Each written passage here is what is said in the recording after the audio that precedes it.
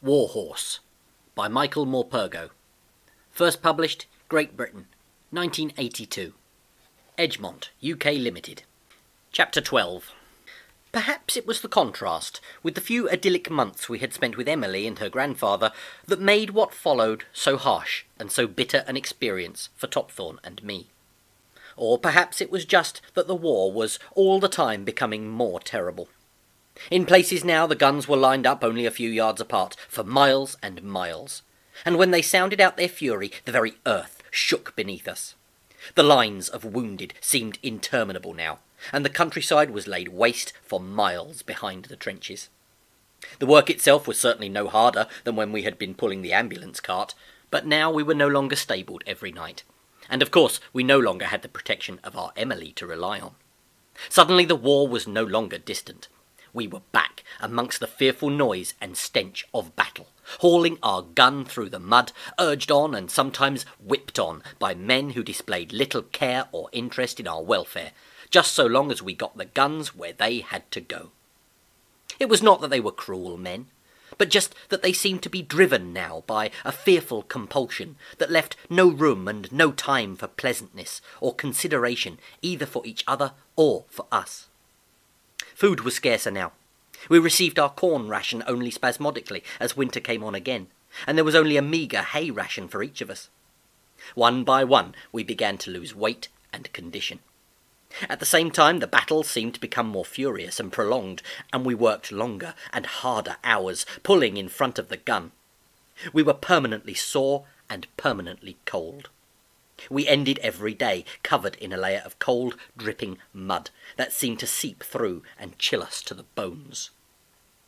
The gun team was a motley collection of 6 horses. Of the 4 we joined, only one had the height and the strength to pull as a gun horse should, a great hulk of a horse they called Heine, who seemed quite unperturbed by all that was going on around him. The rest of the team tried to live up to his example, but only Topthorne succeeded. Heine and Topthorne were the leading pair, and I found myself in the traces behind Topthorne next to a thin, wiry little horse called Coco. He had a display of white patch marks over his face, and often caused amusement amongst the soldiers as we passed by. But there was nothing funny about Coco. He had the nastiest temper of any horse I had ever met, either before or since.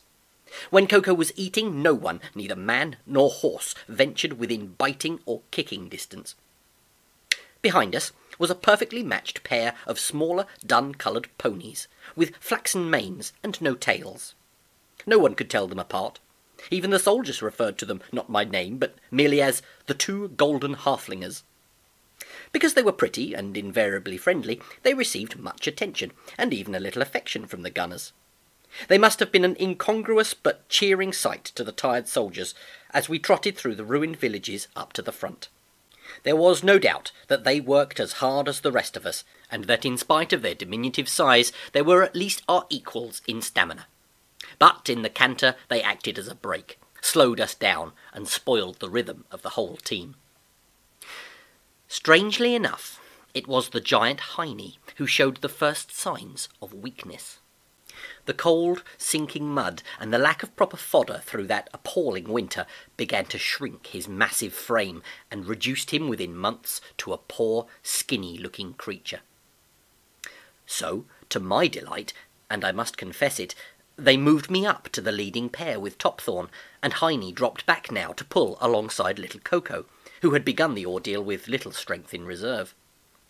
They both went downhill rapidly, until the 2 of them were only any use for pulling on flat, hard surfaces, and since we scarcely ever travelled over such ground, they were soon of little use to the team, and made the work for the rest of us that much more arduous. Each night we spent in the lines up to our hocks in freezing mud, in conditions far worse than that first winter of the war, when Topthorne and I had been cavalry horses. Then each horse had had a trooper who did all he could to care for them and to comfort them. But now the efficiency of the gun was the first priority, and we came a very poor second. We were mere work horses, and treated as such. The gunners themselves were grey in the face with exhaustion and hunger. Survival was all that mattered to them now. Only the kind old gunner I had noticed that first day when we were taken from the farm seemed to have the time to stay with us. He fed us with hard bits of crumbly black bread, and spent more time with us than with his fellow soldiers, whom he seemed to avoid all he could. He was an untidy, portly little man who chuckled incessantly, and would talk more to himself than to anyone else. The effects of continual exposure, underfeeding, and hard work were now apparent in all of us.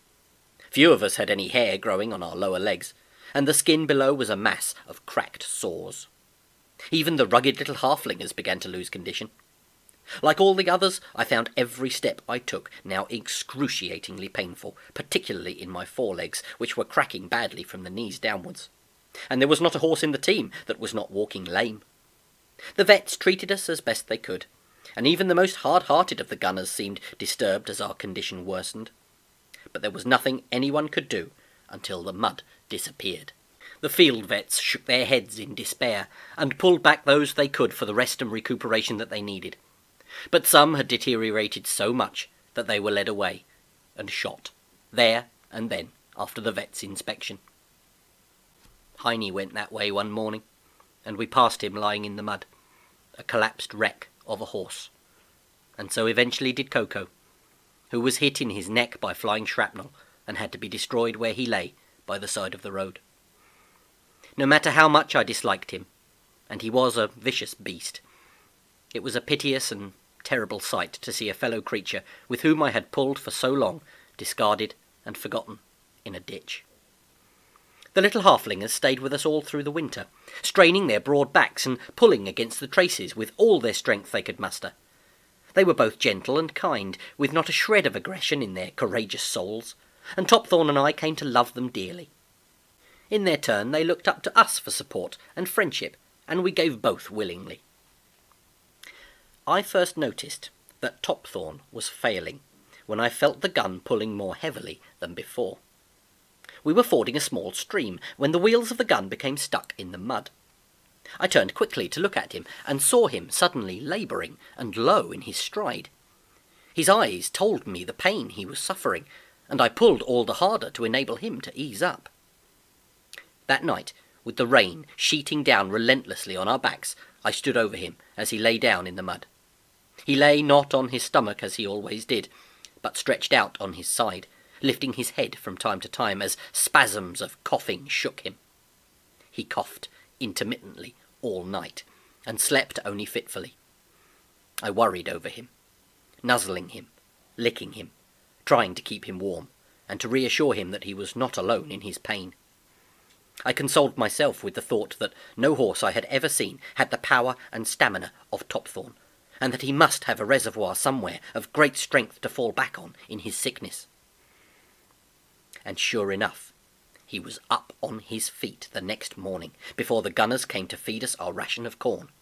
And although his head hung lower than usual, and he moved only ponderously, I could see that he had the strength to survive, if only he could rest.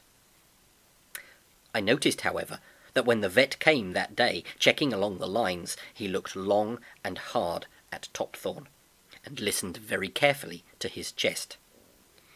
"He's a strong one," I heard him tell the spectacled officer, a man whom no one liked, neither horses nor men. "There's fine breeding here. Too fine, perhaps, Herr Major. Could well be his undoing. He's too fine to pull a gun. I'd pull him out, but you have no horse to take his place, have you? He'll go on, I suppose, but go easy on him, Herr Major. Take the team slow as you can, else you'll have no team at all, and without your team, your gun won't be a lot of use now, will it?"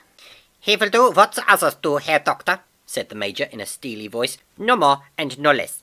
I cannot make exceptions. If you pass him fit, he's fit, and that's that."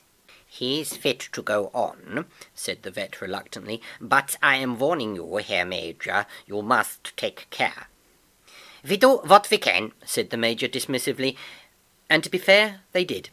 It was the mud that was killing us one by one. The mud, the lack of shelter, and the lack of food.